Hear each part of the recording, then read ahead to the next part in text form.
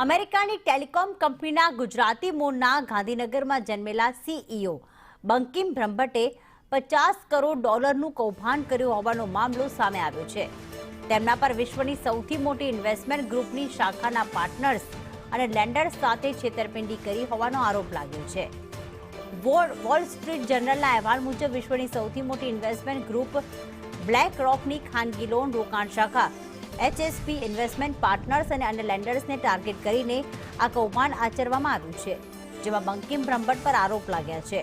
બંકિમ વિરુદ્ધ ઓગસ્ટમાં કેસ દાખલ કરવામાં આવ્યો હતો, જેમાં આરોપ લગાવાયો હતો કે HSPએ બ્રહ્મભટ્ટની કંપનીઓને શરતી લોન આપી હતી. શરતોમાં કહેવાયું હતું કે HSP ગ્રાહકો દ્વારા બાકી રહેલા લાખો ડોલરને લોનના બદલામાં જામીનગીરી તરીકે ગીરવે રાખશે. ત્યારબાદ ગ્રાહકોએ આક્ષેપ કર્યો છે કે બ્રહ્મભટ્ટની કંપનીઓ પર તેમનું $50 કરોડથી વધુનું દેવું બાકી છે. બ્લેક રોકે પણ દાવો કર્યો છે કે અમે ખાતાઓની તપાસ પ્રક્રિયા શરૂ કરી હતી.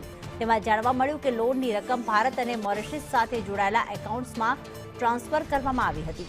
મીડિયા રિપોર્ટ મુજબ BNP પરિબાસે બ્લેક રોકના HPS ઇન્વેસ્ટમેન્ટ પાર્ટનર્સે બ્રહ્મભટ્ટની કંપનીને લોન આપવામાં મદદ કરી હતી.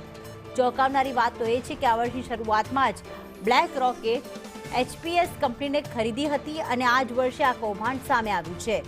કેસમાં લેન્ડર્સની ફરિયાદ છે કે બ્રહ્મભટ્ટે છેલ્લા 2 વર્ષમાં નકલી ઇન્વોઇસ, કરાર અને ઈમેલનો ઉપયોગ કર્યો હતો, જેનાથી એવું લાગે છે કે નાણાં સ્થાપિત ટેલિકોમ કંપનીઓના બાકી છે. લેન્ડર્સના વકીલોએ લખ્યું કે બ્રહ્મભટ્ટે આવી સંપત્તિઓની વિગતવાર બેલેન્સ શીટ બનાવી હતી અને તે માત્ર કાગળ પર હતી. HPSએ 2020માં બ્રહ્મભટ્ટની કંપનીને લોન આપી હતી અને ત્યારબાદ 2021ની શરૂઆતમાં લોનની રકમ વધારીને $385 મિલિયન અને પછી ઓગસ્ટ 2024માં $430 મિલિયન કરી દીધી હતી.